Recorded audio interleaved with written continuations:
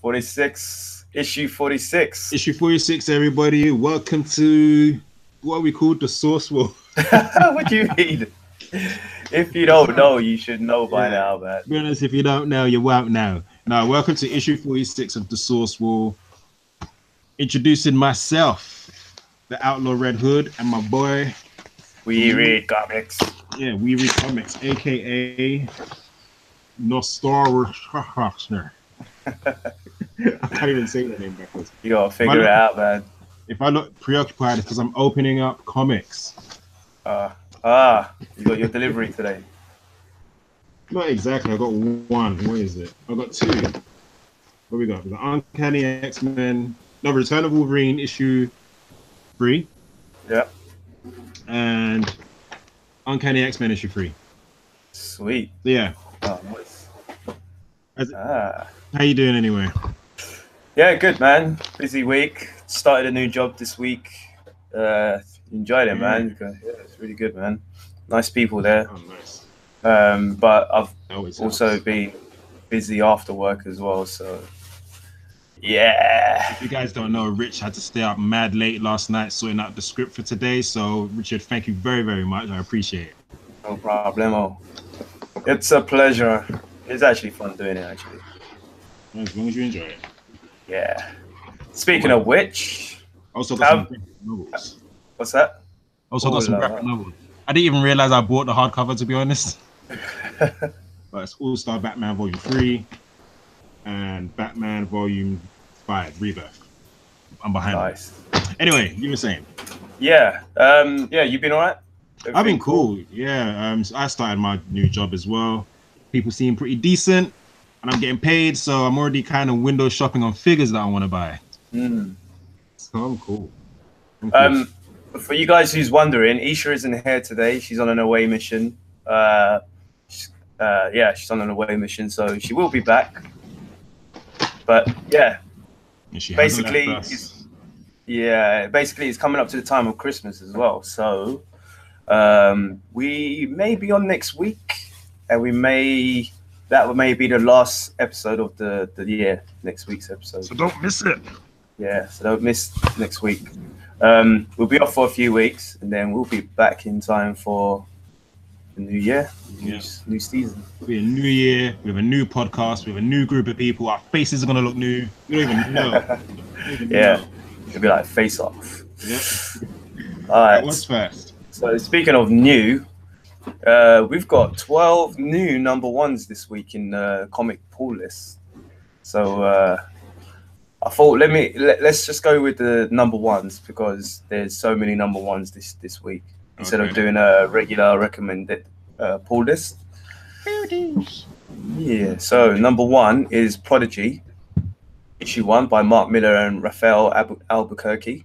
This one's This one's a new one from Image Comics.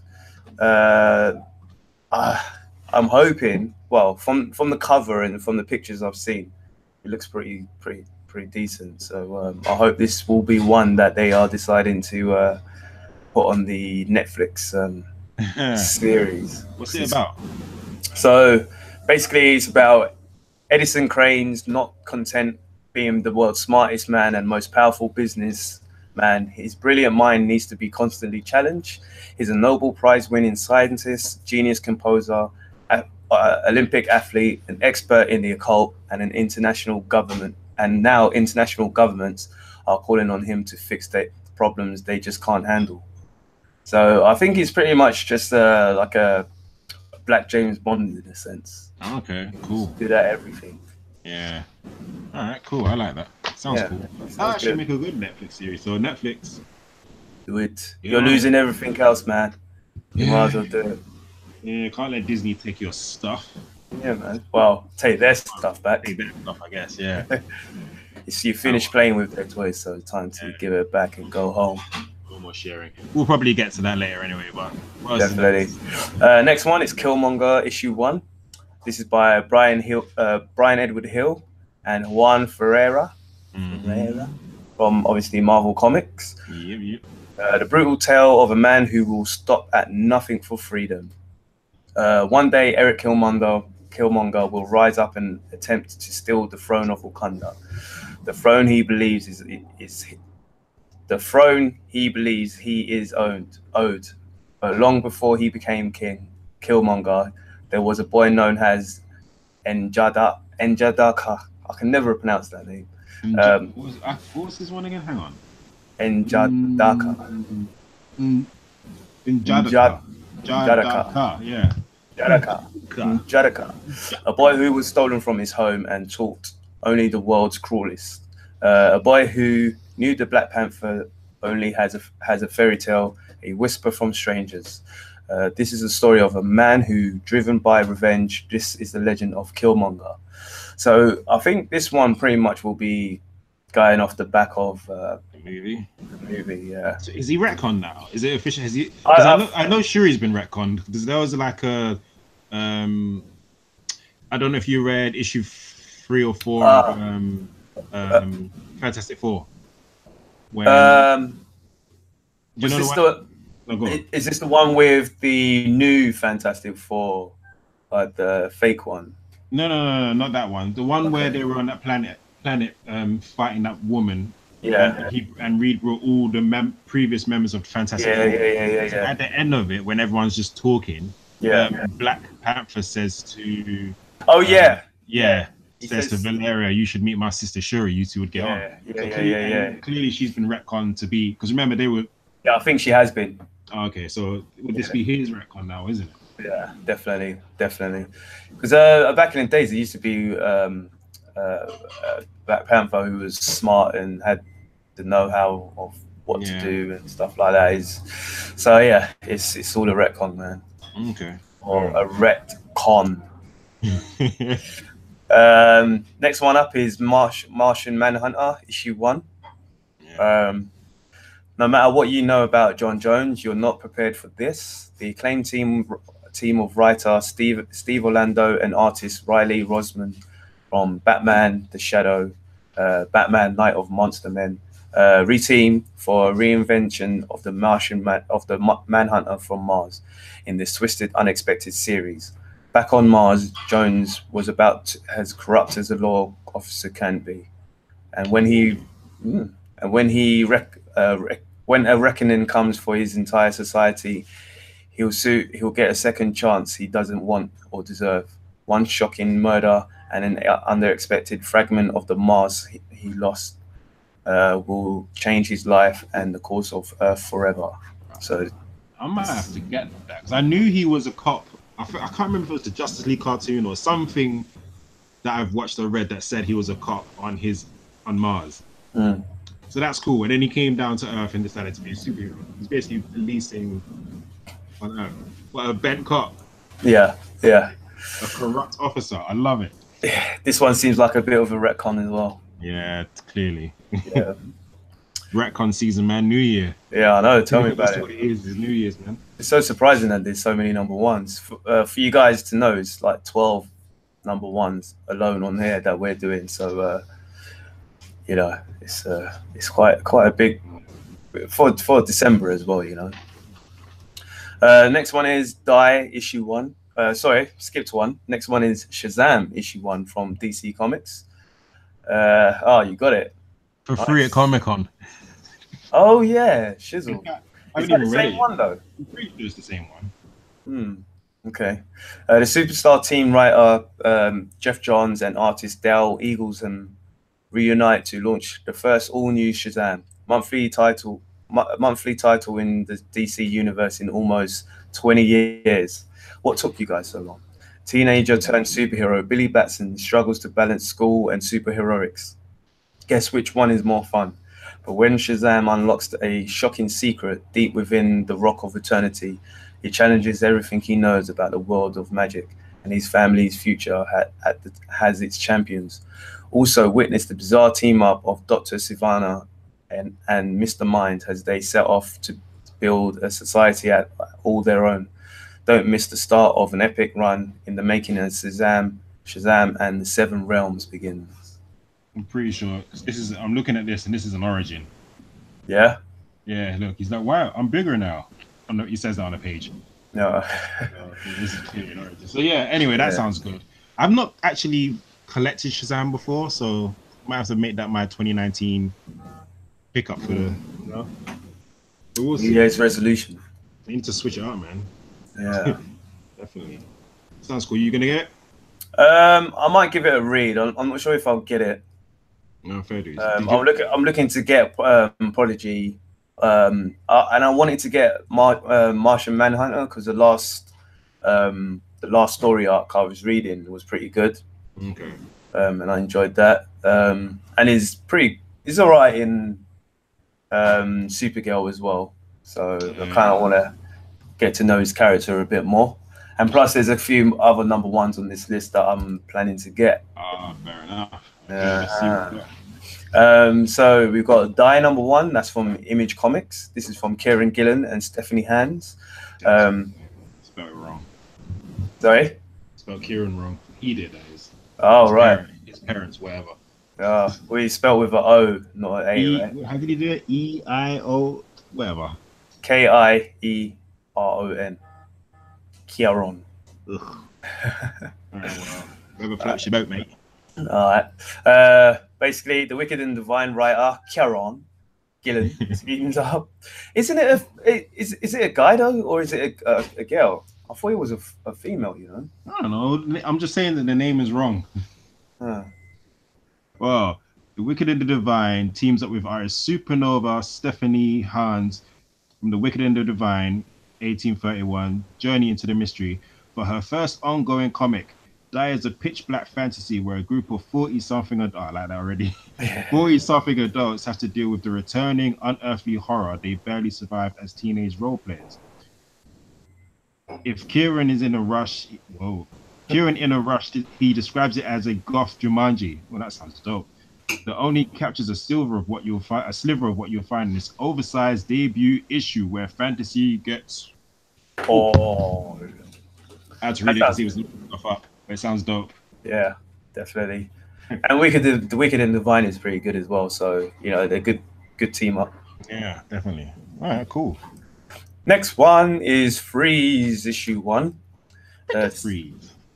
Series premiere. The entire human population is frozen by a mysterious global event, all except Ray, and only he has the power to unfreeze them.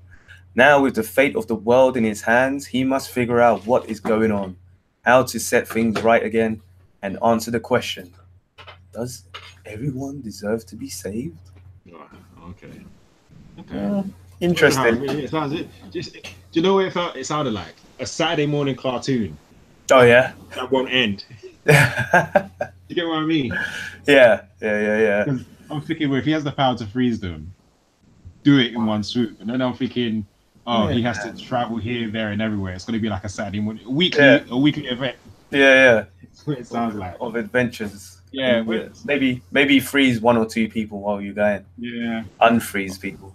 Here's the plan. He freezes someone, then finds out that person's evil. He's got to take them down. Yeah. But it sounds interesting.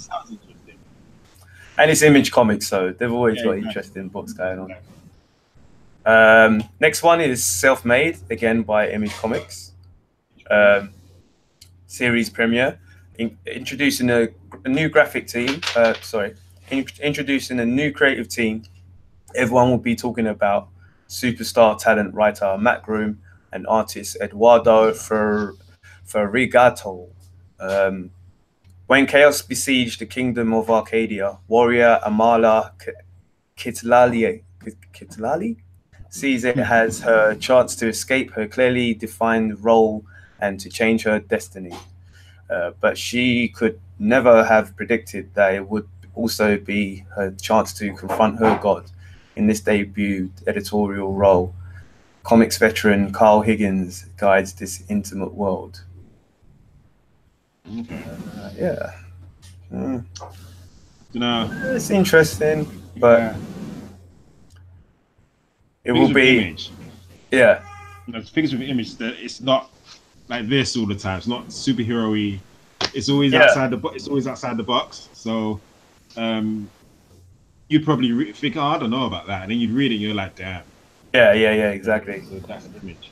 Yeah, they're good. And it's a new team as well, so Yeah, let's see. We don't know what they can do or what their type of writing is, unless you're old school fans of those or been watching them since day. Yeah. So it could be interesting. Ooh, the cover looks great as well. Actually, kind of looks like Flatline. Like, oh Pretty, yeah. pretty Okay, dope. cool. Yeah. Yeah. Sweet guy. What else we got? We got Self-Made was the one I just read. This is one that I'm looking forward to actually getting. Is Defenders, Immortal Hulk. So the best defense starts here. Stephen Strange is dead. A charred skeleton in an abandoned barn on the edge of a deserted town. Bruce Banner wants to know why, and he won't stop until he has the truth in his hands, with or without the Immortal Hulk. So, Immortal Hulk in itself has been a very, very good comic. Yeah, the graphic novel that. Yeah, it is bloody good, man. It's a proper horror comic. If you like horror comics, this one is a good one to read. Okay, cool. It brings you back. It's not like the regular old Hulk comics. It's like, yeah, it is pretty dope and scary. I wasn't sure if I was going to get these Defenders ones, but what I might do is, are they all coming out at the same time? No. Well, 2's coming out at once this week. I'm not sure of the other 2 or I think it's 3, 2 or 3. And then maybe there might be a Defenders book after that. Yeah, what I might do is just wait until payday and just pick them up as like go to a comic book shop and just pick them up all at once. Yeah. There's no way I can get them all now. Yeah. Not happening. But as you know, they've all been a team together back in the days. So this is them actually coming back and teaming up together. Showing those new Defenders how it's done. Yes, sir. So next one is Defenders Namor. The monarch of the oceans has declared war once more on the surface world in the pages of Avengers. And if this is a war that Namor means to win, he's going to need allies to stand beside him. The submariner's quest for a lost tribe of sea dwellers carries him further than he ever thought possible, and to a reckoning both strange and wonderful. And hey, what's up with that weird apparition in the sheets anyway? Okay. Yeah. So yeah, the Defenders consist of the Hulk, Namor, Doctor Strange, and the Silver Surfer. So that in itself, I feel like it's such an odd team. It is, and that's why it's so good. Team. Yeah, I suppose. You got the Master of the Mystic Arts. You've got the Incredible Hulk, whose strength is unknown. Yeah. You got Namor, who's an oddball, and you've got the Silver Surfer, who's got the power of the cosmics. So it's like, what's he even doing there as well? It's like he was on Earth. He was on Earth one day and decided to join a super team. Yeah. All right. Cool. I'll get them, but like, I'll just grab them as a whole all at once. Nice. Next one is X-Men Exterminated. So this is from the Extermination aftermath. A death in the family. In the aftermath of extermination, the X-Men mourn for their fellow brother, Cable. But no one is taking it harder than his adopted daughter, Hope Summers. Bloody hell, she's back. Wow. We ain't seen her for a long time, man. Yeah. Was this X-Men versus Avengers? Yeah, actually. That was years back as well. Will Hope be able to cope with the loss, or will she be led down a dark path that she won't be able to return from? Only Jean Grey can save Hope from herself. Plus, celebrate the life of Nathan Summers with a story from his past by Chris Claremont. Looking forward to that bit as well, actually. Is that a one shot? I think it may be. Yeah, because I've that one's coming on at some point in my pool list. I bought that one. So, oh, really? Yeah, I look forward to reading that one when it comes out. Sweet. Should be fun. Yeah. Go on. No, I was gonna say. Also, I'm just enjoying X-Men at the moment. The fact that they're back and they're being pushed at us. So yeah. Taking not all I can get, but just taking as much X-Men as I can afford. Yeah, exactly. No, same here. I'm really hoping that they carry it on. Yeah, definitely, man. Definitely, and I'm hoping that the stories are as good as well. You know? Yeah, I'm really want to know where this one in Uncanny X-Men is going right now, but with all these Yeah, multiple men. But yeah, I'm enjoying X-Men. I'll be getting that issue of Exterminated, is it called? yeah, Yeah, I'm definitely getting Exterminated. that. Actually, speaking of multiple men, you should read the miniseries because that was actually pretty good as well. Yeah, I I was remember. I was a bit confused about what was going on with multiple man inside Uncanny X-Men. Yeah. So I went back and read the whole multiple man miniseries that happened, which was actually pretty funny as well. Wait, well, does that tie into this, into Uncanny X-Men? No, it doesn't actually. It doesn't Oh, tie okay. in. Not really, but it kind of Okay. shows you where he's been and what's happening, kind of thing. Okay. And it's Um, I remember months back when Antoine, I'm on the podcast, is calling me now. I yeah, remember lost my train of thought there. I remember months ago on one of our last issues, we spoke about when his book was coming out. And I remember saying I was going to get it, but I couldn't afford it at the time. So again, I think I'll graphic novel that as well. yeah. Yeah. Yeah, it's been dope, man. It's been dope. Um, Second to last, Winter Soldier, issue 1. Didn't know this was coming out, actually. This is from Carl Higgins and Rod Rees. Bucky Barnes believes in second chances. Having escaped death, the loss of identity, and a life of murder, the man known as the Winter Soldier has worked hard to atone for his sins. But now, he's going to go one step further. What do you do when you found redemption? You help others do the same. From Carl Higgins from Nightwing, Power Rangers, and Cal, and Rod Reese from Secret Empire, Doctor Strange, Damnation, and Cal, comes the next chapter in the saga of the Winter Soldier. He's becoming a fixer, working to help others leave behind lives of crimes. It's Bucky's way of channeling his own pain in a productive, personal way by helping others find the redemption that he found. However, as Bucky is going to learn, not all paths are the same, and not everyone can be saved. Okay. This one sounds interesting as well, but Yeah. I don't think I'll be putting that on the list. The cover looks interesting. I saw that one come up probably on Instagram this morning or something.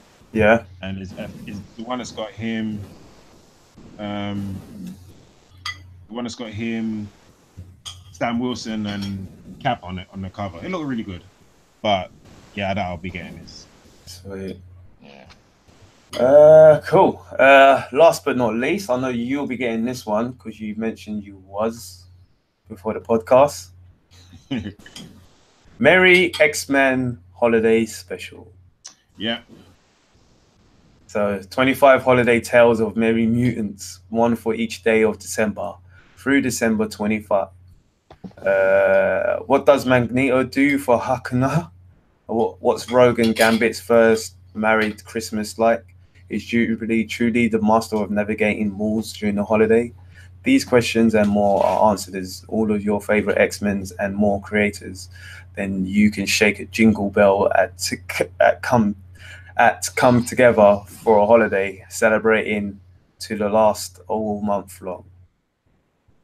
So Yeah. I mean, it's not an exciting one, but it's Christmas. yeah, my favorite time of the year. Everybody's favorite time of year. Yeah, that Everybody's. was my sarcasm.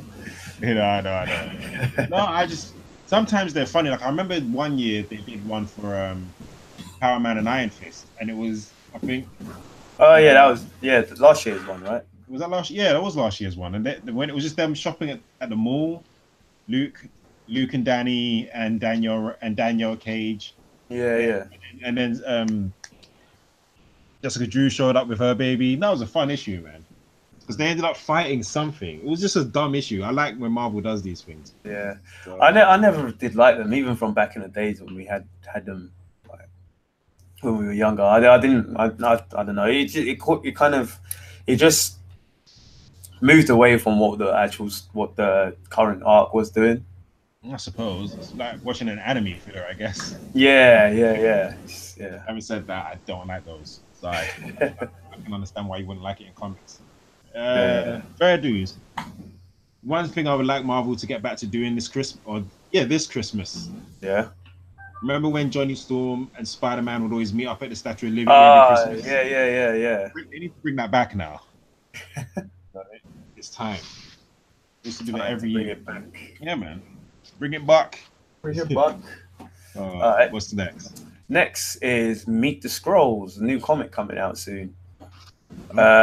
Obviously, we got Captain Marvel coming out pretty soon, next March. Yeah. But this new series is from Robbie Thompson, who wrote Spider-Man, Deadpool, and artist Nicole Heinrichon, Pride of Baghdad. So this one is it's basically what Marvel did. They published a teaser picture of the human family on Twitter, and it said "Meet the Warners." And then they updated that post with a GIF, and it updated said "Meet the Skrulls." So it's basically the humans change into Skrulls. Oh, okay. Wait. Okay. Yeah. So basically, I think it's like they're Skrulls hiding in human form and living as a family. Let's get away from that war. Yeah.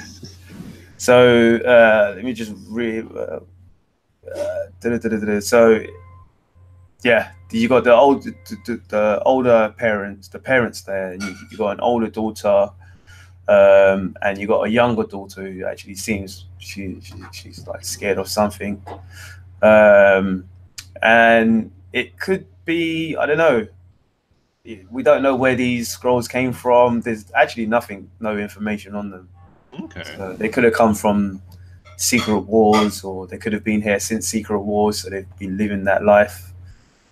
But yeah, it's coming out in March next year, so just in time for Captain Marvel. So we'll see what happens with that. Yeah, I knew you'd probably go at this time as well. So we've lost Karen for a bit, so it's just moi at the moment. And I was going to talk about Captain Marvel's trailer. So yeah, I'm not sure if you guys watched the trailer, but the trailer seems pretty decent. There's some good action in it. It seems like there's some good action in it. Let me just see if I can get Kieran back. Bear with us one moment. Sorry for this, guys. Yeah, so the Captain Marvel trailer. We've seen more of the Skrulls. We've seen more of what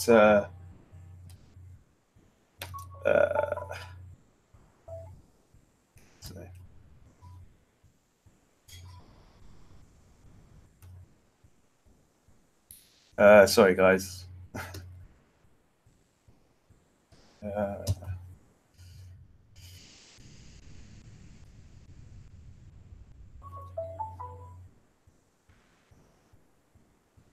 Yo, called the wrong one.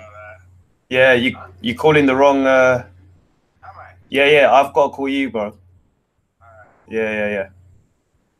All right.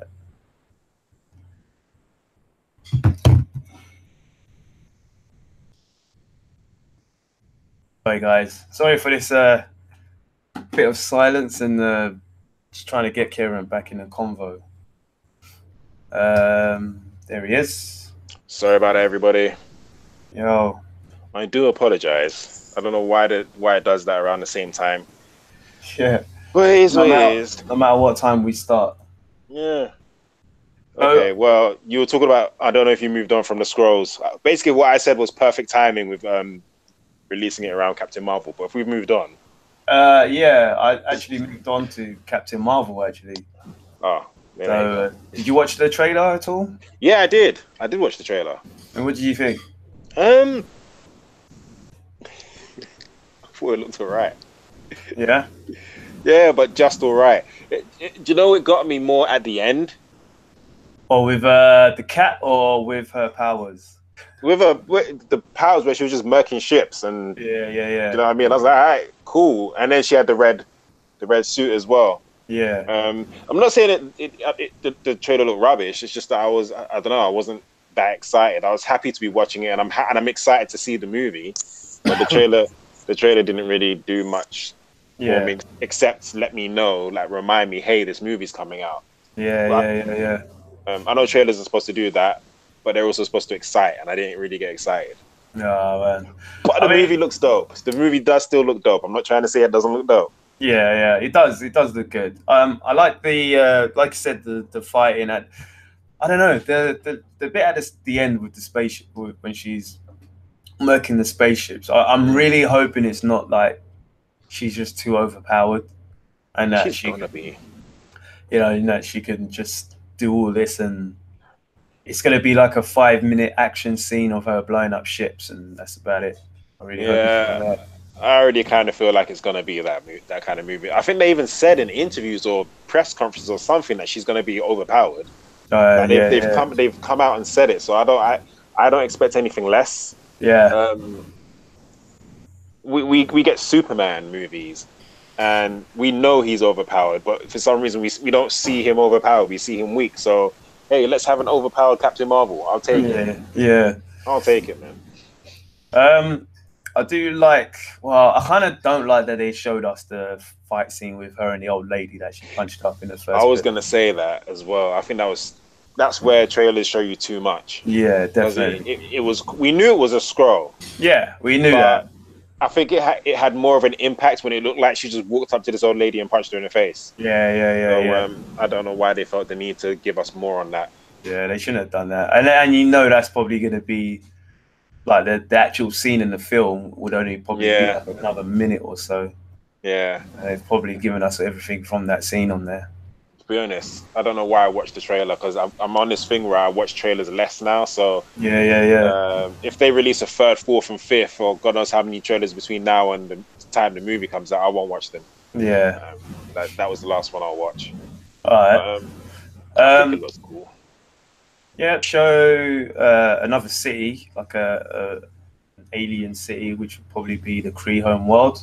Yeah. I really do hope we do get a lot of the Kree and the Skrulls in this, as in not just on Earth, but actual where they're from and their planet, and their culture. I really hope we get quite a bit of that as well, not like 5-minute thing. Yeah, no, it'd be nice to see, because they play a big part in her. Yeah, exactly. So, to kind of half step past that would be a bit, would be a disservice, is what I'm trying to say. Yeah. But rarely does these Marvel movies let you down with stuff like that, I suppose. Yeah. Think about Guardians of the Galaxy and Thor Ragnarok. We've got to see when it comes to the space ones, they tend to do it justice, I think. Yeah. So we'll wait and see. Yeah. I mean, it's not too. It's not. I just hope it doesn't harken back to the old school trailers, the old school origin stories. You know what I mean? Oh yeah. So yeah, I got hopes for this. I got good hopes for this. Me too. Hope it's ass kicking. One thing, because I remember you had a theory. Yeah. About how in Avengers 4, whatever that one's going to be called, that it might not be her showing up. It might be the daughter of what's her face? Oh right, Shizzle. The new Captain Marvel. Yeah.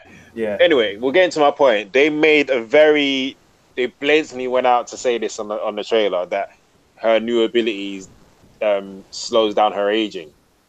Oh, is that what they said? Yeah, they said. I missed that. I got that. I was like, oh, okay, all right. That's you telling us that that's why she's going to look exactly the same. Yeah. When we see her in Avengers 4, all right, cool. So that's that. Damn. Oh well. So they've let us know that now she will look exactly the same because she ages slower. Oh man.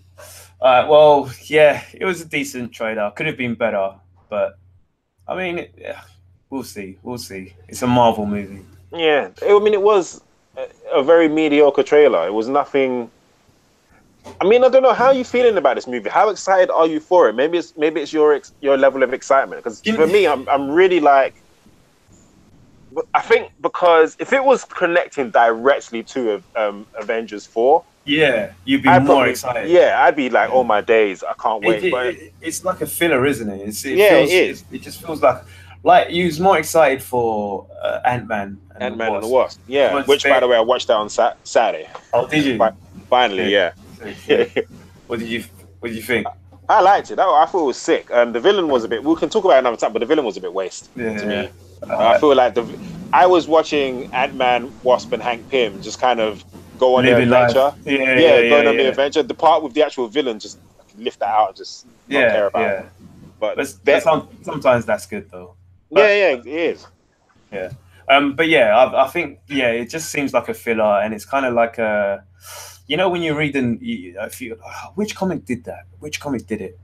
I can't remember what comic we've been reading lately, but you're reading it and then you're just getting to the good bit, and then suddenly it brings you to a flashback, and then that flashback is telling a story of what happened, and the next issue that flashback is gonna. It's like every anime ever. Yeah, or Daredevil actually, the last season, and you got you got that episode with what's her face? Spoilers. Karen Page. Yeah. And then it flashes back to her history and what happened with her. It kind of feels like that in a sense that Infinity Wars is happening, but then we got to rewind back to see why this person who's gonna save them, how she came to be. Yeah. Sorry, let me interrupt you there, because in the chat, my cousin is saying, you mean like filler Panther? Black Panther wasn't a filler. Black Panther wasn't a filler. That was not a filler at all. That was a good film. That was a decent film. You feel the scene on what's happening in Wakanda, but that was not a filler. Yeah, and you have to kind of think about when it takes place. It's like after Civil War. Yeah. After Civil War and before Avengers 4. Yeah. I mean, Infinity War, sorry. And like I just watched Ant-Man and the Wasp, and that's the same thing. That's literally directly after Civil War. Oh, during Civil War. Directly after Civil War. Yeah, directly after Civil War, and then during Infinity War. So it's like, I wouldn't call Black Panther a filler. But whereas Thor was more of a filler. For Ragnarok. Yeah, but that was immediately before Infinity War. Why am I forgetting the names? Yeah, that one was literally directly before Infinity War, and that one was showing us what Bruce and Thor were up to during Civil War. Yeah, do you know what I mean? Like they make sense. But going all the way back to 1991 or whatever, that's filler. That is like when you watch Naruto. When you watch an episode of Naruto and then it's like, all right, let's take you back. But it's not even a canon episode, it's a filler one as well. No, I think I don't see Black Panther as a filler. But dude, you're entitled to your opinion and I respect it. Even if it's wrong. Cool. Yeah. So speaking of fillers or things not filling, looks like Daredevil isn't filling in on Netflix anymore. Do you know what? I'm at peace with this. I think we've kind of understand what could be happening now. Yeah. Well, before getting into any of the possibilities what Disney Plus are going to go up to, my thing is with Daredevil is that I really enjoyed the season. It was really, really good. And you finished it, right? Yeah, I finished it. And I probably didn't tell you that either, but yeah, I finished it. And no, I think you did. Yeah, and it ended on a really, really good note. I'm not going to spoil it because I know Antoine hasn't watched it and Daniel hasn't watched it, but it ended on a really good note. People were in places where I feel like they need to be. It kind of leaves you with like one kind of cliffhanger, but with that one cliffhanger, unless you, it's kind of like whatever. Like you can just easily whatever that cliffhanger. Do you know what I mean? Yeah, true. But everyone else, the mainstays of everybody, they're just kind of where they need to be. And it ended on a good note. And it's not like when I saw the end of Iron Fist, I got excited. I was like, "Oh my days, he's gonna meet Orson Randall." I was like, so I got excited for season 3. I'm not gonna get it. Luke Cage ended stupid. To be honest, I don't know if people hit me up. I didn't see it coming. Him owning the club and becoming a gangster at the end. Spoilers. If you ain't seen Luke Cage by now, yeah. But I didn't see that coming. Do you get what I mean? Yeah. And it just seems so out of, to use an American term, left field. Like it just came out of nowhere, and now we're left with that. And then we got Misty Knight mentioned it. She alluded to it in Iron Fist. Yeah. And again, we're not going to get anything from it. So yeah, I mean, with Daredevil, I'm just at peace with it because it had 3 good seasons, 4 if you count the Defenders, so 3.5 good seasons. Yeah, but you still want more from it, though. I do. No, definitely do. But I'm just saying, at least it was at a place where, like, my brother put it really, really good. It's better to have 3 good seasons than for it to carry on and to have like 3 good seasons and like 8 bad ones. You know what I mean? Nah, man. I don't believe in that shizzle, man. What if we only had 3 good seasons of X-Men? Not the films. Not the films. We're about the old school animated cartoons that we aren't there only like 3 seasons? Or 3 seasons of Batman. The animated series. The animated series. Hang on a second. How many seasons are there? There's 4 seasons. I'm trying to get at, right? There's 4 seasons. I'm looking at it now. There's 4 box sets. There's 4 seasons. Yeah. What I'm trying to get at, if it stopped early, then we wouldn't have got everything else after it. We wouldn't have got some good episodes that came in the later seasons. There's still more stories to tell. Yeah, there's definitely more with Daredevil, but I'm just saying this one just because we had 3 good or 2 good or 1 good season of something, it doesn't mean it's fair enough. Something like Cowboy Bebop, in my opinion, or Samurai Champloo, something that's very new, that doesn't have history, like old school history, that new characters. You want to tell just one specific story. And then 26 episodes, whatever, 2 seasons, whatever.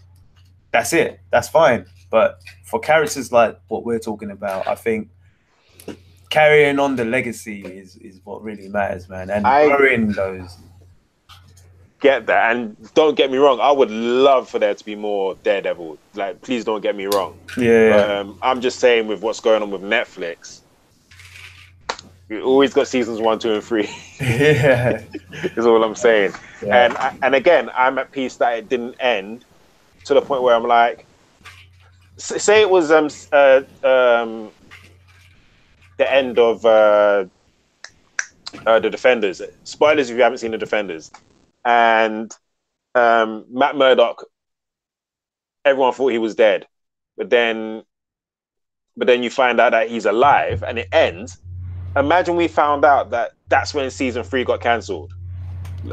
When we find out that he's alive, but we're never going to see what happened next. Yeah, do you get what I mean? So I'm just saying it ended on a really, really good point. Yeah. So you look at your face when I said that. It's like you can. I know. But that did, but the others didn't. Like you got 2 cliffhangers. Lord, nobody knows what's happening with Jessica Jones and the Punisher. Are they getting cancelled? I'd be surprised. Those are definitely getting cancelled. It would be so funny if they come out and say these will get 3 more seasons each. But that's the thing with Luke Cage and Iron Fist getting cancelled.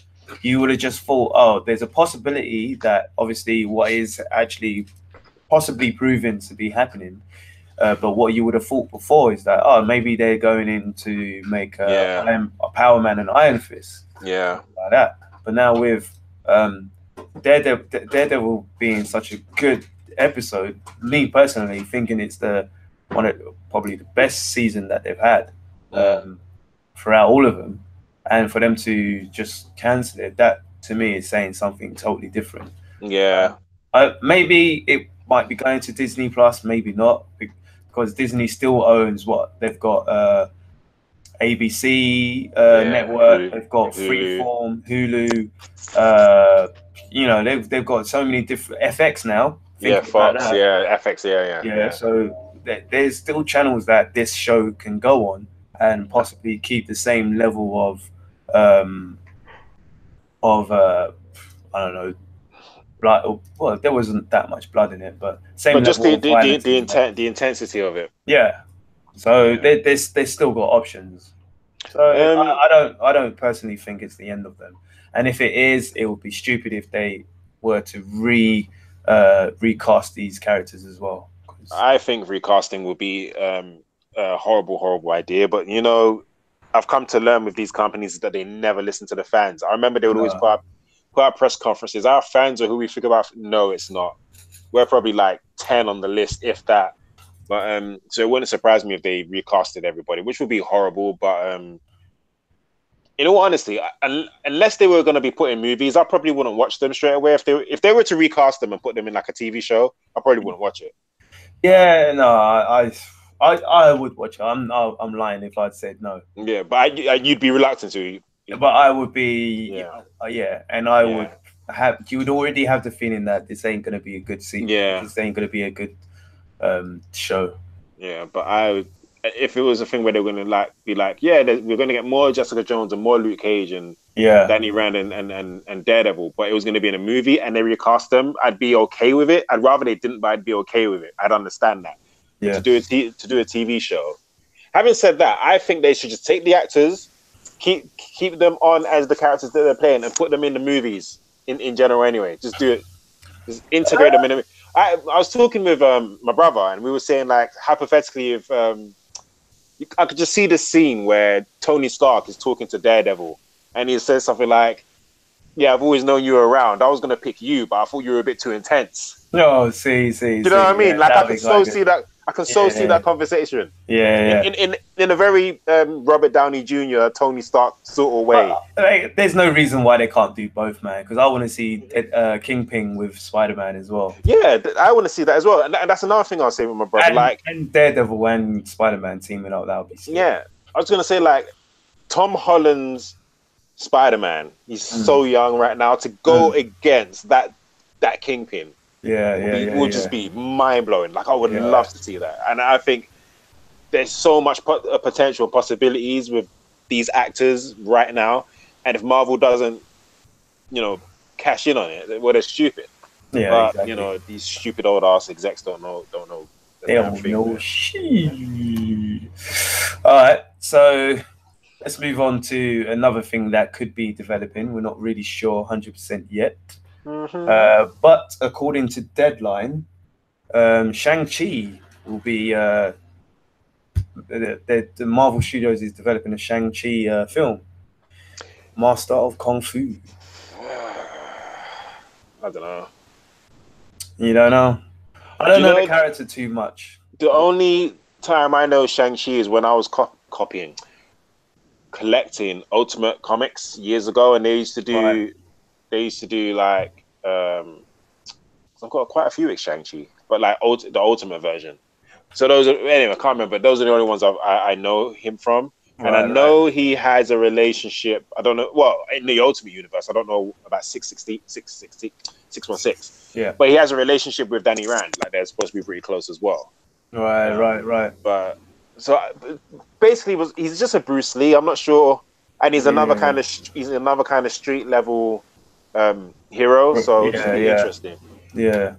Although it would be great for like the Asian community to finally be able to, because they get crapped on a lot. Yeah. Do you know what I mean?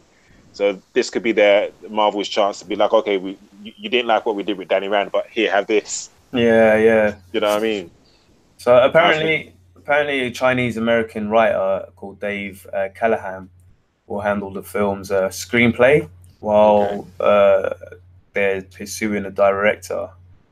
Callahan helped write the upcoming Wonder Woman 1984 and will pen he will pen the Spider-Man Into Spider-Verse sequel as well. So, all right, cool. Yeah. But yeah, he came about in 1973, Shang-Chi, by Steve Englehart and Jim Starlin, in Special Marvel Edition issue 15. He was basically set up to capitalize on the influx of martial arts films, kung fu movies in the 70s. Yeah, and obviously he's highly taken from. Like his appearance is basically Bruce Lee. Yeah. So, yeah, I mean, I'm happy for an Asian superhero person to come on. It would be cool to see. For a movie, like again, I feel like it would work more as this particular character would work better as a TV show.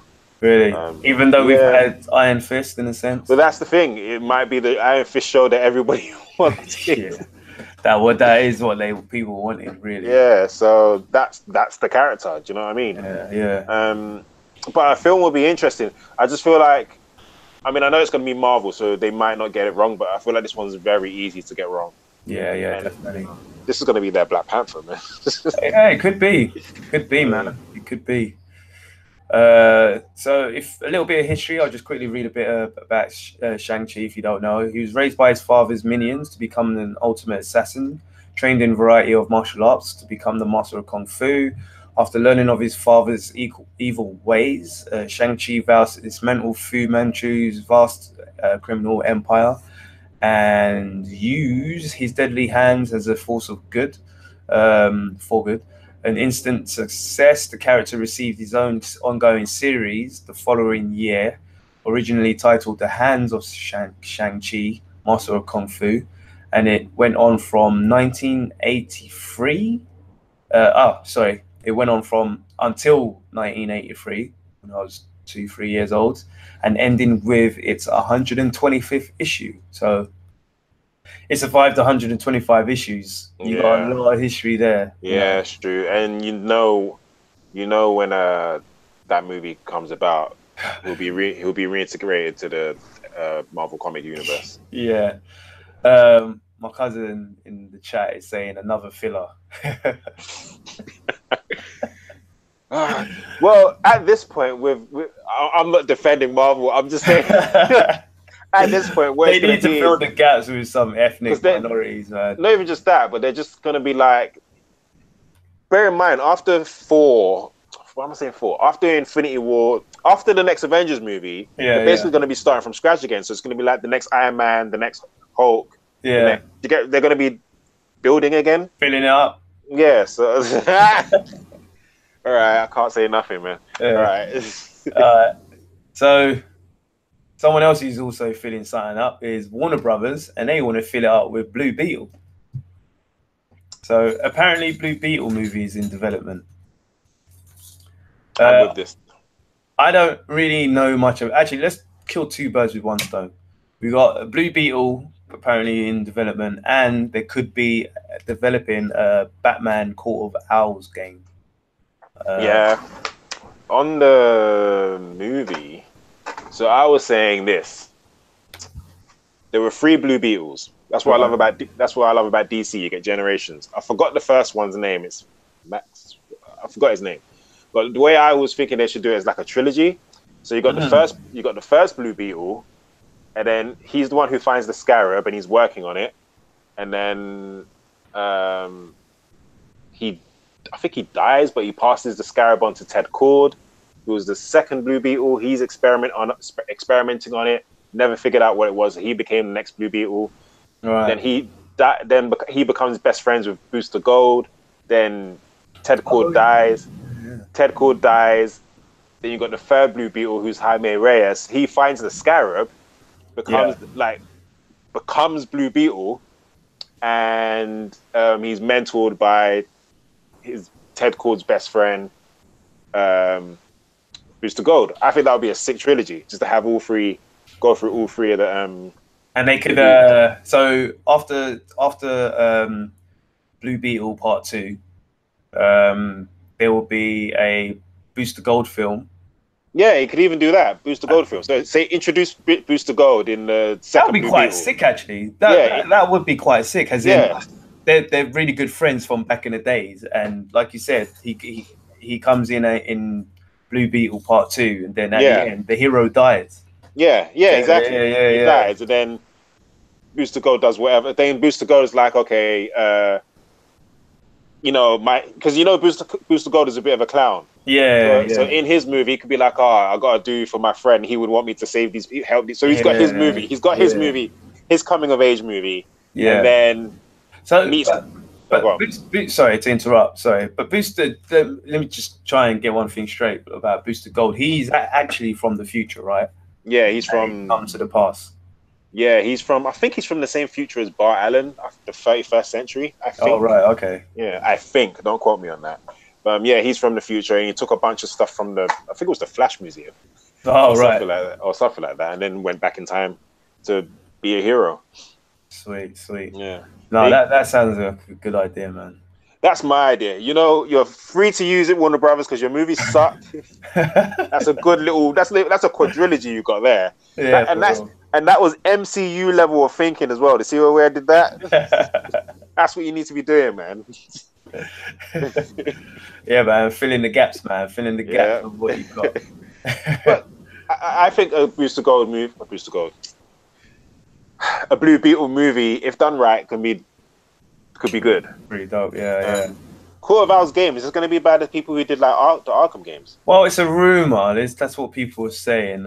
Someone, so Valerie Vizina, an assistant producer for Warner Brothers Montreal, posted a picture of a shirt on Twitter. The caption reads, "Best dev team ever," which means that the shirt is likely in reference to whatever has been redacted. So something was redacted from the tweet. The logo on the t-shirt on the shirt looks remarkably similar to that of the Court of Owls in the comics. Okay. So yeah, it's just rumors right now. I can't remember where I got this from. Actually, I should probably mention them just in case. Okay. Fair enough. Oh right, yeah. I didn't. So tell us a bit about the Court of Owls then. The Court of Owls hang on a sec. Here I am. The Court of Owls are this underground group of elites in Gotham, like basically rich people. Yeah. Too much money and too much time. And they basically run everything that's ever gone on in Gotham. They were connected to the Waynes. They were connected to... It's been a while since I've read the book, but they keep coming back as well. Like, I think Bruce's Batman's taken them on quite a few times since their inception in comics. But they're basically like this. The best way I can explain it is like they're like, you know, the Illuminati. They control everything that's ever gone in Gotham, and Batman is just someone that's in their way, basically. Right. Yeah. But nice. Yeah, that would be quite sick if they did do that, though. Yeah, they had this nursery rhyme that used to tell. I can't remember how it goes. That Bruce Wayne's parents used to tell him about the Court of Owls, and he never believed that they were real until he actually met them. If you haven't read that was Greg Capullo and Scott Snyder. Scott Snyder's run on that was their volume 1. Yeah, it was really, really good. That cemented those two on Batman. Yeah, that would be sick though if they did that game in the vein of Arkham and all that. And then just had the artwork pretty similar to what they, because I love the artwork in Court of Owls. Yeah, that's what really makes me remember it, man. But that would be pretty sick, man. I'll buy that. Yeah, I would, if done right again, I would buy it. Buy it. They really messed up Batman as well. Thinking about it, I can't explain it properly because it was so long since I read it. But there's little bits that keep popping back to me. I'm like, oh yeah. But no, Court of Owls would be a really cool game to play. Yeah. Sweet. So 2 more to go. We've got Gears of War movie that gets a writer. Okay. The writer should be what is his name? F. Scott Fraser. He wrote Collide and Triple X: The Return of Xander Cage. That's the one with Xander Cage. All right, cool. I've only played 1 Gears of War game and it was multiplayer. Yeah, that game was sick. Yeah, that one game I played was Antoine's. That was sick, and I know it's supposed to be a popular franchise. Yeah. Do you know what? A lot of games don't translate well into movies. No. Games. So I could imagine that movie coming out and just being very, very subpar. Yeah. So It could have the possibility of being like a proper Aliens, back in the day Aliens film, but it has the potential of that. Crazy action film as well. It has the potential for that. I just feel like sometimes the Hollywood just doesn't know what to do with the game. Yeah. I don't know why they mess it up so much. It could be good. Like it could be a sleeper. It could surprise us as well. Yeah, so I'm definitely. not I'm not gonna straight up crap on it. So we'll wait and see when that one comes out and go from there. Really. Yeah, there's no release date for it yet, so we'll keep an eye on it. Yeah, keep an eye on it. We'll let you know when we know, and when we know, we'll let you know. Yeah. No doubt. The last one, Adult Swim announces a new Blade Runner anime series. So this one is supposed to be, I can never ever pronounce his name right, Shinichiro Watanabe, obviously the guy who did Samurai Champloo and Cowboy Bebop. He's tapped to be the creative producer on it. So okay, cool. Well, they got someone good then. They got someone who knows his stuff. Yeah, boy. So I am looking forward to this. If it does get made, and when it does get made, I am on that because I'll be on it. Yeah, Blade Runner's sick. I haven't seen the second one, but Blade Runner's sick. Oh man, you need to watch the second one, man. It would have been better for you to watch it at the cinema because it's definitely a cinema film. Yeah, you know some films you get and some of them are just better at cinema. Yeah, some are just cinema proper films. This one was one. If they show it at a Prince Charles Theatre again, you should try and watch it there. Oh yeah, good idea. I'm born and raised in London, and I've never been there. Yeah. So they did actually do an anime episode or a set of series. I think it was like 2 or 3 episodes. I think before Blade Runner came out because they were kind of fillers. Man, I think we found the title for our fillers for our episode issue today. Thanks, cuz.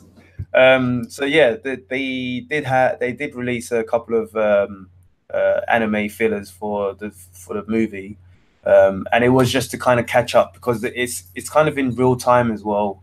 The old Blade Runner. The new one happens quite a few years after that, like 20 years or whatnot.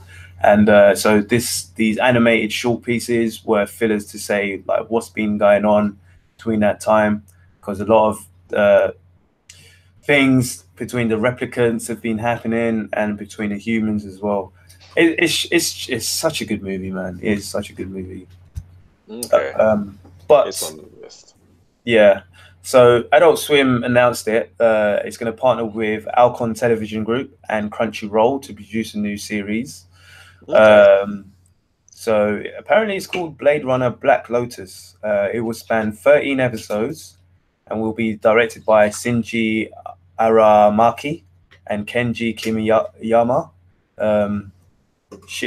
Watanabe of Cowboy Bebop and Samurai Champloo will be the creative director. A press release states that the new series will take place in 2032 and will include some familiar characters from the Blade Runner universe. Nice. Who is saying this? So the creative director, Adult Swim SVP and creative director Jason DeMarco said, I first saw Blade Runner in 1982 at age 11. It remained one of the defining films of my adult life. To be able to explore some of this universe with the incredible talent we have on board is a dream come true. So yeah, I'm looking forward to this shizzle, man. Yeah, I think that would be cool, especially with the guy from Cowboy Bebop. Yeah. And I have to say, everybody always talks about Cowboy Bebop. If you've not watched Samurai Champloo, go and watch that. That was sick with Mugen and Jean and Fu, and it's got, if you like your hip hop, it's got a hip hop vibe. Hip hop vibe to it as well. He always does his themes like New Javes. R.I.P. New Javes. Yeah. And he always does themes like Samurai Champloo. Cowboy Bebop had like a blues theme. Yeah. Jazz music sort of thing. Jazz theme. Yeah. And then this one, Samurai Champloo had rap hip hop theme. Yeah. So if he goes on with that formula, it'll be interesting to see what he would do with I forgot Blade Runner. Blade Runner. But that's the thing with Blade Runner. Even the music itself, in it, that's what I'm saying about watching it in the cinema, because the sound is incredible. Oh yeah. Yeah. So I don't think the jazz or the hip hop would suit it, but the nice, calm, somber kind of sounds would. Yeah. And you can't recreate that now because New James is past. Oh yeah. So I mean, I won't say it's a good thing. I don't know. Maybe he could have done something to suit Blade Runner, but it's Blade Runner and that kind of music don't really mix well. I wouldn't have thought hip hop for Blade Runner anyway. I just meant what genre would he have, if he was to pick one? What genre would he have picked? I wouldn't want to watch Blade Runner anime and for it to have like a hip hop feel to it. No way. Yeah. Check out the anime the short animated film that they did release, which is actually called Blackout 2022. Okay. So this one seems like it's going to be like 10 years after that. So okay, cool. Check it out. Indeed, I will. All right, cool. What's next? That is it. Oh snap! Okay, cool. Snap. That's it. Come to that time of the show where we gotta let you go, but just so you know, I can't think of anything else that rhymes. Source will never let you go. Yeah, there you go. Thanks for checking us out, guys. This has been your filler episode. Yeah. And thanks for tuning in. Check us out on our Instas, our Clouds, Twitters, our books, our Twitters, our Facebook. Our Facebooks. Join our Facebook page. We've got a page up on Facebook, so you can support our page there. Share our YouTube. Obviously, send it to your peoples. Send it to your parents, your mummies, your daddies, your that uncle that reads comics, because everybody's got one. Everybody's got an uncle that reads comics. Yeah. Send it to your kids. We try to keep the language to a suitable age. I'm keeping on top of that. Yeah. But give us a share and let us know what you think about us and tell us what we could do to improve, or if you like us doing the same thing, then whatever, we'll keep doing it. But like I said, next week we may be on, and that one will be the last episode over the Christmas holidays. Next year we've got some plans to switch things up a bit, in a sense. Maybe we'll get some new shows going on, and we'll keep in touch anyway. And holler at us when you can. Keep it locked, and don't forget to bring a sandwich. Yep. Skra. What a way to end the show. That's my cat saying bye. All right, peace out, everybody. Peace. Till next